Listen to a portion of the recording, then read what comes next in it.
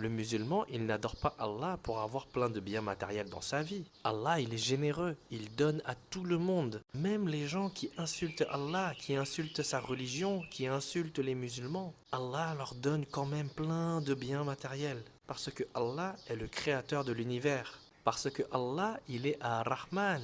Sa miséricorde englobe toute la création.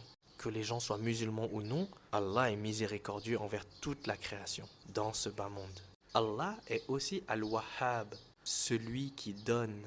Et il ne donne pas que aux musulmans, il donne à toutes ses créatures. Même le non-croyant, même celui qui insulte Allah, eh bien il est quand même une créature d'Allah. Et Allah est aussi Al-Latif, il est le très doux et le subtil.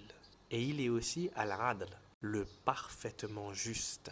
Allah est également le pourvoyeur. Et encore une fois, pas que pour les musulmans, mais pour toutes ces créatures, pour toute la création, même pour les mécréants, Allah donne. Allah est celui qui donne la subsistance. Et Allah donne également les avertissements. Il ne punit jamais des gens injustement. Il leur donne toujours plein de signes, plein d'avertissements, plein de messages de guidance. Et tu vas remarquer que plus tu ignores les avertissements d'Allah, plus Allah va t'envoyer des avertissements de plus en plus grands. Pour bien que tu remarques que tu es dans l'égarement, jusqu'au jour où c'est trop tard, jusqu'au jour où il prend ton âme. Et donc voilà.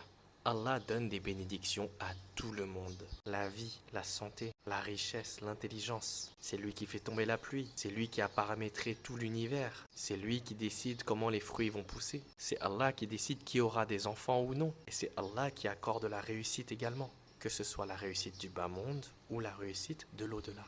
Et donc au final, le but de l'islam, ce n'est pas d'avoir plein de biens matériels. Parce que même les mécréants, même ceux qui sont injustes envers Allah, même les plus grands tyrans ont plein de bénédictions. Allah leur donne plein de choses. Parce que pour Allah, tous ces biens matériels, toute la dunya vaut moins que l'aile d'un moustique. C'est très facile pour Allah de donner plein de bénédictions aux gens. Et il donne plein à tout le monde, musulmans ou non, personne juste ou injuste. Parce que pour Allah, ça ne vaut même pas l'aile d'un moustique. Et les mécréants se réjouissent. Ah, je suis riche, j'ai la santé, j'ai le succès, tout le monde m'aime. Mais en réalité, il est le vrai perdant. Car il ne se rend pas compte que tous les bienfaits qu'il a ne prouvent absolument pas l'amour qu'Allah a pour lui. Il se pourrait que cette personne soit tout simplement aveuglée par ses bienfaits et qu'il reste dans l'ingratitude toute sa vie. Et au jour du jugement, il aura l'enfer. Pharaon, Pharaon, c'était un tyran. Il se prenait pour Dieu. Il était orgueilleux, arrogant. Il avait plein d'esclaves et il était injuste. Et il pensait